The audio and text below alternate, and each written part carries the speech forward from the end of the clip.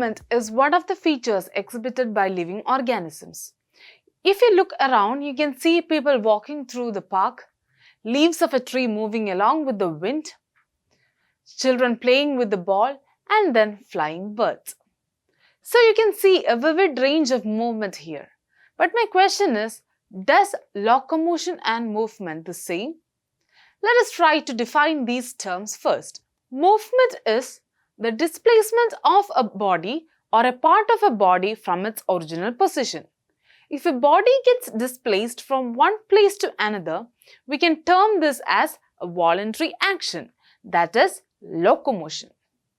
Walking, running, climbing, flying and swimming are all forms of locomotory movements.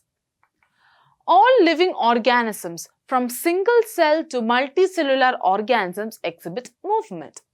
And in case of plants, there are different types of movements also. So can you think of what could be the need for locomotion? Locomotion is basically done by living organisms in search for food, shelter, search for mate, searching for suitable breeding grounds, and checking for favorable climatic conditions or to escape from enemies or predators.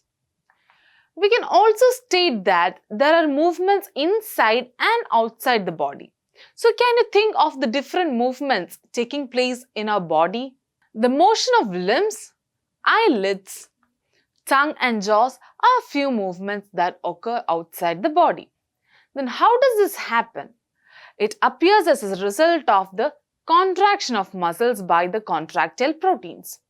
Imagine you touch the hot pan and as a sudden effect you would remove your hands from the hot surface. So, from the above situation, do you think for muscular movements our muscles are only involved? In this case, you can see a coordinated activity of three systems of organisms, namely the muscular system, the nervous system and the skeletal system. So, can you think of any other movements which happens inside the body?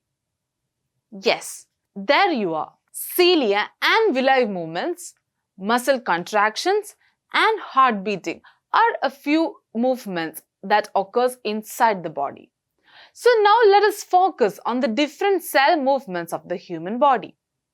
Particular cells shows some kind of movement such as macrophages and leukocytes. So let us now find out how they move across the bloodstream. What if the cell shows a crawling-like movements? During amoeboid movements, the endoplasm moves in the direction of the movement into one or more pseudopodia, as seen in movements in amoeba. So, how does it take place? Let us check. It takes place through the formation of pseudopodia by the streaming of the protoplasm of cells. Microfilaments and other cytoskeletal elements are also responsible for this kind of movement. Recall that the food we ingest passes through the digestive tract and the waste materials are removed, right? The food particles are passed from one place to another part of the tract by the movement of minute finger-like projections named cilia. To be more specific, the ciliary movement occurs in internal tubular organs which are lined by ciliated epithelium. Can you think of any other process where cilia mark their action?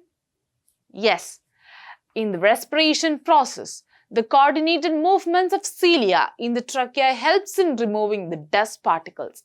And also, another action noticed during the passage of ova through the female reproductive tract is also facilitated by the ciliary movement, that is, from the ovary to the uterus. Flagella is also the locomotory organ found in organisms. Do these structures show any kind of locomotory movements in humans? Let us discuss it in the upcoming videos. Now, let us summarize what we have learned.